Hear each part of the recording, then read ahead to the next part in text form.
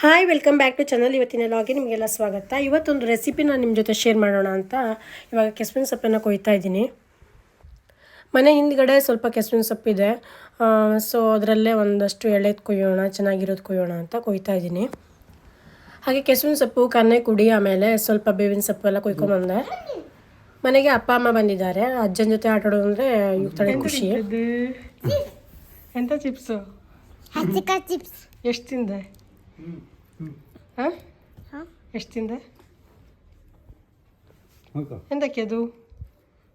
ಚಳಿನಾ?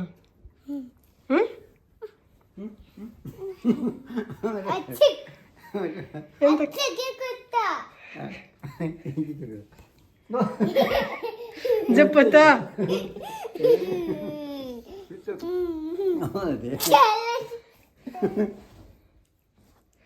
ಓಹೋ, ಅಜ್ಜನ ಕಿಷ್ಕಲ್ ಚಿಪ್ಸ್ ಇದ್ದ? ಕಬ್ಲೆಟ್ ಗಂಜ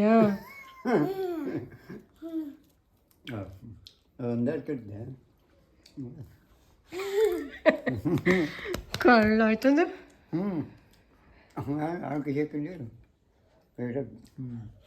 ಚಲೋ ಇದ್ದ ಚಿಪ್ಸು?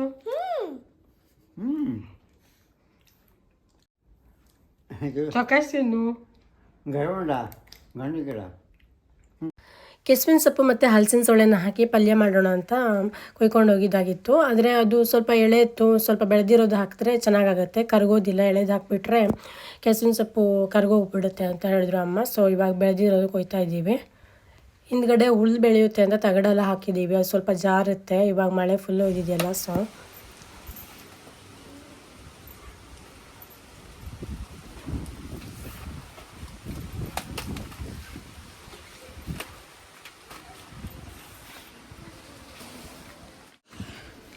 ಇತ್ತ ಹಂಗಾರೆ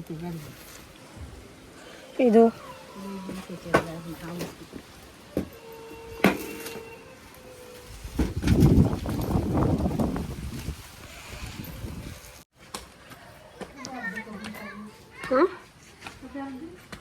ಪಕ್ಕದ ಮನೆ ಅವು ಇಲ್ಲಿ ನಿಲ್ಸಿದ್ದಾರೆ, ನೂಡಲ್ಸ್ ಆಗಿಲ್ಲ ದಾರಿಯಲ್ಲಿ. ಅಮ್ಮ ಇಲ್ಲಿ ಇವಾಗ ಪಲ್ಯಕ್ಕೆ ಹೆಚ್ಚುತ್ತಾ ಇದ್ದಾರೆ. ಕೆಸುವಿನ ಸೊಪ್ಪನ್ನು ಹೆಚ್ಚುತ್ತಾ ಇದ್ದಾರೆ. ಸಣ್ಣದಾಗಿ ಪಲ್ಯಕ್ಕೆ ಹೆಚ್ಚೋ ಥರ ಹೆಚ್ಚಬೇಕು, ಆಮೇಲೆ ವಾಶ್ ಮಾಡ್ಕೋಬೇಕು. ಉಪ್ಪಲ್ಲಿ ಹಾಕಿರೋ ಹಲಸಿನ ಸೊಳ್ಳೆ ಕೂಡ ನೆನೆ ಹಾಕಿದ್ದೀನಿ, ಉಪ್ಪೆಲ್ಲ ಹೋಗಲಿ ಸ್ವಲ್ಪ ಅಂತ. ಜೊತೆಗೆ ಕನ್ನೆ ಕುಡಿ ಕಟ್ನಿಗೂ ಕೂಡ ಇಲ್ಲಿ ಹುರ್ಕೋತಾ ಇದ್ದೀನಿ. ಇದನ್ನು ಆಲ್ರೆಡಿ ರೆಸಿಪಿನ ಶೇರ್ ಮಾಡಿದ್ದೀನಿ, ಹವ್ಯಕ ರೆಸಿಪಿ ಪ್ಲೇಲಿಸ್ಟಲ್ಲಿ ನೀವು ಚೆಕ್ ಮಾಡಿ.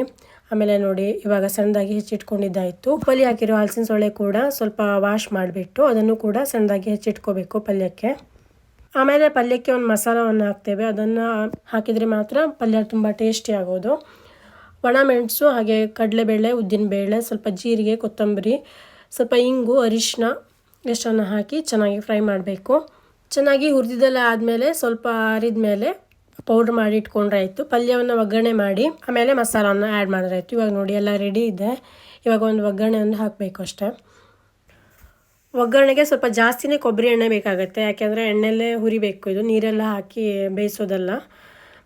ಸೊ ಒಣ ಮೆಣಸು, ಕಡಲೆಬೇಳೆ, ಉದ್ದಿನಬೇಳೆ, ಇಂಗು, ಅರಿಶಿಣ, ಒಗ್ಗರಣೆಗೆ ಏನೆಲ್ಲ ಹಾಕ್ತೀವಿ ಪಲ್ಯಕ್ಕೆ ಅದನ್ನೆಲ್ಲ ಹಾಕಿದ್ರಾಯಿತು. ಕರಿಬೇವನ್ನು ಹಾಕಬೇಕೇನಿಲ್ಲ ಇದಕ್ಕೆ. ಒಗ್ಗರಣೆ ಸ್ವಲ್ಪ ಹುರಿದ ಮೇಲೆ ಹೆಚ್ಚಿಟ್ಕೊಂಡಿರೋ ಉಪ್ಪಿನಲ್ಲಿ ಹಾಕಿರೋ ಸೊಳ್ಳೆನ ಇದಕ್ಕೆ ಹಾಕಬೇಕು. ನಂತರ ಒಗ್ಗರಣೆ ಚೆನ್ನಾಗಿ ಮಿಕ್ಸ್ ಮಾಡಿ ಸ್ವಲ್ಪ ಹೊತ್ತು ಬೇಯಿಸ್ಕೊಂಡ್ಮೇಲೆ ಆಮೇಲೆ ಸ್ವಲ್ಪ ಬೆಂದ ತಕ್ಷಣ ಕೆಸುವಿನ ಸೊಪ್ಪನ್ನು ಆ್ಯಡ್ ಮಾಡ್ಕೋಬೇಕು. ಇವಾಗ ಪಾತ್ರೆ ಚಿಕ್ಕದಾಯಿತು, ಒಗ್ಗರಣೆ ಹಾಕಿ ಮಿಕ್ಸ್ ಮಾಡೋಕ್ಕೆ ಚೆನ್ನಾಗಾಗಲ್ಲ ಅಂತ ದೊಡ್ಡ ಪಾತ್ರೆಗೆ ಶಿಫ್ಟ್ ಮಾಡ್ಕೋತಾ ಇದ್ದೀವಿ. ಹಲಸಿನ ಸೊಳ್ಳೆ ಆಗಲೇ ಬೆಂದಿದೆ, ಅದು ಸ್ವಲ್ಪ ಪೂರ ಸೊಳ್ಳೆ ಇತ್ತು, ಸೊ ಆಗಲೇ ಬೆಂದಿದೆ. ಮತ್ತು ಸ್ವಲ್ಪ ನೆನೆನೂ ಹಾಕಿದ್ನಲ್ಲ ಅದಕ್ಕೆ.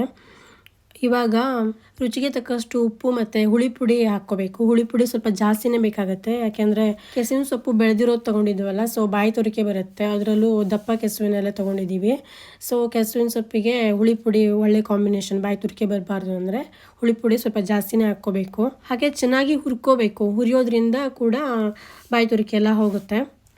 ಸ್ವಲ್ಪನೂ ಹಸಿ ಇರಬಾರ್ದು. ಕೊಬ್ಬರಿ ಎಣ್ಣೆ ಬೇಕಾದರೆ ಮತ್ತೊಂದಷ್ಟು ಎಕ್ಸ್ಟ್ರಾ ಹಾಕ್ಕೊಂಡು ಅದು ಎಣ್ಣೆಲೇ ಹುರಿಬೇಕು, ನೀರೆಲ್ಲ ಹಾಕಬಾರ್ದು. ಸೊ ಹುರಿದಿದ್ದೆಲ್ಲ ಆದಮೇಲೆ ಮಸಾಲೆ ಪೌಡ್ರನ್ನ ಕೂಡ ಮಿಕ್ಸ್ ಮಾಡಬೇಕು. ಒಂದು 5-10 ನಿಮಿಷ ಚೆನ್ನಾಗಿ ಫ್ರೈ ಮಾಡ್ಕೋತಾನೆ ಇದ್ವಿ, ಅಡಿಗಿಡಿಬಾರ್ದಲ್ಲ. ಆಮೇಲೆ ಇಲ್ಲಿ ಕಟ್ನೆ ಕೂಡ ರೆಡಿಯಾಗಿತ್ತು. ಇನ್ನೂ ಚೆನ್ನಾಗಿ ಹುರಿಬೇಕು. ಸ್ವಲ್ಪ ಕಪ್ಪಗೆ ಆಗ್ತಾ ಬಂದಾಗೆ ಮಸಾಲ ಪೌಡ್ರನ್ನ ಆ್ಯಡ್ ಮಾಡ್ತಾ ಇದ್ದೀವಿ. ಪಲ್ಯಕ್ಕೆ ಅಂತ ಮಾಡಿಟ್ಕೊಂಡಿರೋ ಮಸಾಲ ಪೌಡ್ರು ಹಾಗೆ ಸ್ವಲ್ಪ ಕಾಯಿ ತುರಿನ ಹಾಕಿ ಚೆನ್ನಾಗಿ ಹುರ್ಕೊಂಡ್ರಾಯ್ತು, ಪಲ್ಯ ರೆಡಿ ಆಗುತ್ತೆ. ಇದು ಪೂರ್ತಿಯಾಗಿ ಹುಡಿ ಪಲ್ಯ ಆಗುತ್ತೆ. ಚೆನ್ನಾಗಿ ಒಂದು 4-5 ದಿನ ಇಟ್ಕೊಂಡು ತಿನ್ಬೋದು. ಇಲ್ಲಿ ನಾನು ಹಲಸಿನ ಸೊಳೆನ ಸ್ವಲ್ಪ ಹೊತ್ತು ಜಾಸ್ತಿ ನೆನೆಸ್ಬಿಟ್ಟಿದೆ, ಸ್ವಲ್ಪ ಮುದ್ದೆ ಆಗಿದೆ. ಇದು ಫುಲ್ಲು ಡ್ರೈ ಆಗುತ್ತೆ, ಡ್ರೈ ಆಗಿ ತುಂಬ ಚೆನ್ನಾಗಾಗುತ್ತೆ. ನೀವು ಒಮ್ಮೆ ಟ್ರೈ ಮಾಡಿ ನೋಡಿ ನಿಮ್ಮಲ್ಲಿ ಹಲಸಿನ ಸೊಳೆ ಇದೆ ಅಂದರೆ. ಬಿಸಿ ಬಿಸಿ ಅನ್ನಕ್ಕೆ ಈ ಪಲ್ಯವನ್ನು ಕಲ್ಸ್ಕೊಂಡು ತಿಂತಾಯಿದ್ರೆ ಸಖತ್ತಾಗಿರುತ್ತೆ. ಇವಾಗ ಊಟದ ಸಮಯ. ಊಟಕ್ಕೆ ಮಾವಿನಕಾಯಿ ಗೊಜ್ಜು ಕೂಡ ಮಾಡಿದ್ದೆ, ಸಿಹಿ ಗೊಜ್ಜು ಸಖತ್ತಾಗಿರುತ್ತೆ. ಅದನ್ನು ಕೂಡ ಆಲ್ರೆಡಿ ನಾನು ರೆಸಿಪಿನ ಅಪ್ಲೋಡ್ ಮಾಡಿದ್ದೀನಿ, ಚೆಕ್ ಮಾಡಿ. ಹಾಗೆ ಮಧ್ಯಾಹ್ನ ಮೇಲೆ ಒಂದು ಹಳ್ಳಿ ಸಂತೆಗೆ ಹೊರಟಿದ್ದೀವಿ. ದೀಪಕ್ ಅವರ ಫ್ರೆಂಡ್ ಒಬ್ಬರು ಹೇಳ್ತಾ ಇದ್ರು, ಅಲ್ಲಿ ಮಾರ್ಕೆಟಲ್ಲಿ ಸೋವಿ ಸಿಗುತ್ತೆ, ತರಕಾರಿ ಎಲ್ಲ ಕಡಿಮೆ ದರದಲ್ಲಿ ತರಕಾರಿ ಎಲ್ಲ ಸಿಗುತ್ತೆ, ರೈತರು ಬೆಳೆದಿರೋದೆಲ್ಲ ಸಿಗುತ್ತೆ ಅಂತ. ಸೊ ನೋಡ್ಕೊಂಡು ಬರೋಣ ಅಂತ ಹೊರಟಿದ್ದೀವಿ. ಅಲ್ಲಿ ಎಕ್ಸ್ಪೀರಿಯನ್ಸ್ ಏನು ಅಂತ ಬಂದ ತಕ್ಷಣ ಹೇಳ್ತೀವಿ.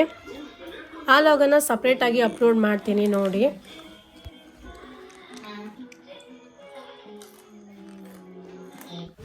ಹಾಗೆ ಅಲ್ಲಿಂದ ಬರುವಾಗ ಬಿಸಿಲುಕೊಪ್ಪದಲ್ಲಿ ಪಾನಿಪುರಿ ತಿನ್ನೋಕೆ ಸ್ಟಾಪ್ ಕೊಟ್ವಿ.